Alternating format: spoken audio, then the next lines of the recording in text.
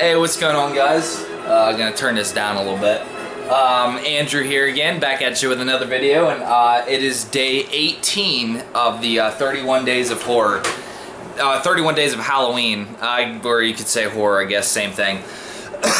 But up for today is the last video that I have that isn't directly Halloween related. Now, this did come out, I believe, last year. Was it 2015? I want to say this is a 2015 release. Yeah, it is a 2015 release, and that is Goosebumps. Now, this is obviously the movie last year starring Jack Black and I don't know the kid's name, but Odeya Rush is the girl's name. The Mila Kunis lookalike, as I like to call her. Anywho, yeah, this is the adaptation of basically the books that we and the movies that we all grew up watching and loving. The people who are of my generation, definitely this is a series that I remember from the time I was little. Even watching this movie just now, definitely a lot of nostalgia. A lot of them that I remember, recognize. I went through a good bit of them over summer, rewatching some of the episodes, because they're all on Netflix, by the way. If you ever wanted to go watch the old episodes of them, they're still super fun to watch. I still love them. So yeah, they're still able to be watched. But yeah, on to this movie here. Now, with that being said, you know who you're getting. You know, I'm reviewing this as a fan, a huge fan of the original series. The ones that I used to watch most as a kid was The Haunted Mask, Stay Out of the Basement, Night in Terror Tower, Night of the Living Dummy 3, Welcome to Dead House. Those are the ones that I really remember watching the most as a kid. So, yeah. So basically, this takes place with a kid and his mom moved to this small town in Delaware, where the mom's a vice principal and, you know, the kid's a new kid. And basically, the first day of school, he meets a friend. He also meets the girl next door. Very cliched, you know, girl next door thing. But also the Jack Black, who's R.L. Stein, you know, later in the movie. They also live next door as well. So the kid and his best friend go over to the neighbor's house to what he thinks is a domestic disturbance call of R.L. Stein. They hear yelling in the house or something. They go explore the house, and they uncover these books where, when unlocked, which they don't know this but when unlocked, it actually unleashes the monsters from the books of the Goosebumps. Now, basically, that's the story from there. All of them get released. All the ones that are like, there's actually a lot of the minor ones. I saw Night in Terror Tower in there once this past time. I didn't see The Haunted Mask. I definitely saw the Welcome to Dead House. Stay Out of the Basement, yeah, I did see that one too. Yeah, I saw that one twice, actually. Night in Terror Tower I also saw, and then Slappy is the main villain of the movie. So all but The Haunted Mask, I think, are the ones that I saw. Although the ones that I said I saw the most, only Slappy is the one who's really featured prominently. But as far as the movie's concerned, basically after what I just explained happens, the movie is non-stop, like just fast-paced action. Now, the audience for this movie is basically young and old. I think the people of my generation who have the nostalgia from Goosebumps can definitely watch this with fun. It is a kids movie, but it isn't like just a pure, like, it has some adult jokes in there, and it also has some like some more adult themes, definitely some high school themes as well.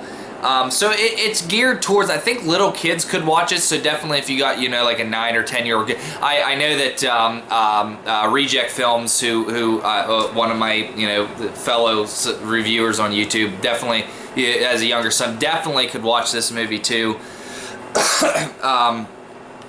I do highly recommend this movie. This is the 4th time I've watched this movie now. I've had a blast with it. And by the way, if you're wondering, I did watch it in 3D this time. So the 3D, watching it on my 32-inch, this close, this far away, really worked this time. I really loved watching it in 3D. As far as it concerned, I had a blast with it. It was super fun. All the characters worked for me this time. I know what I'm expecting. I just have a blast with the movie. It's more a kids movie in the fact that you never really think that anybody's gonna die or anything like that. But it's also kind of adult, where you kind of got all these different situations where things could go wrong. And it's definitely like, it's throwing all these classic Goosebumps themes. Also, it has a lot of horror themes in it too, like a lot of just straight on horror. It definitely, they have a lot of Stephen King references in this movie, a ton of Stephen King's references. There's a couple Stephen King jokes, there's a couple Stephen King, like there's a play that has a Stephen King theme to it. It is hilarious. I love it. Also, R.L. Stine actually makes a cameo. I don't know if that's a spoiler or what, if you wanted to, but R.L. Stine makes a quick cameo. It is great. It is like, it's perfectly timed, and I loved it. But yeah, I thought I had a blast watching this time. As far as aesthetics, I think it's really shot really well. It's a very colorful movie. The CGI works well most of the time. There's a couple scenes where it looks kind of shady, but honestly, for the most part, I highly recommend watching it. If you're, you know, a fan at all or familiar at all with the Goosebumps, you'll definitely enjoy it. You definitely won't regret watching it. If anything, it'll just be an hour and 35 minutes of just pure enjoyment. The runtime's an hour and 35 without credits. With credits, it's an hour and 43. So it definitely has a more of a big budget feel to it. I think it had a $30–40 million budget. I'm not sure. I know that Jack Black probably cost some money to get, but I do know that they're making a sequel to this also. So I am really looking forward to that, and I will actually go see that in theaters. I do hope Jack Black comes back, and I do hope they actually get the main cast back, the same 4 people. I really enjoyed all 4 of them. They were very good chemistry. But yeah, everything about this works. I recommend it. Again, like I said, if I were to rate it, I'd give it a 7.5, 8 out of 10, maybe even 8.5. I'm definitely leaning more towards like an 8. Not much I can say bad about it, other than like I'm kind of disappointed that it was more of a miss. I still like I guess for the first movie it's fine. They did that. It was a mismatch of all of them. For the sequel, I'm kind of hoping that they, you know, throw in some more like references to the actual Goosebumps, where like they don't just reference the book that they're from, but they also bring in like themes of the book and everything like that. That would be really cool. So yeah, that's gonna do it for this review. This is my last. The rest of my movies take place on Halloween. So for review tomorrow is gonna be Night of the Demons. So if you know, that's a 1987 movie. Directed by, I can't remember his name right now. Man, he also directed Witchboard. He's a very good director, very fun director. I enjoy this movie, so this will be an enjoying watch for tomorrow. So hopefully you enjoyed this review, guys. As always, like, subscribe, and you know, let me know what you think. I know a lot of you guys probably watched Goosebumps when you were growing up, so please let me know your thoughts on like the Goosebumps and how you thought this movie handled the material of Goosebumps well, and yeah, just let me know your thoughts of anything pretty much. yeah, thanks guys for tuning in again, and have a good night, and see you tomorrow with that Night of the Demon.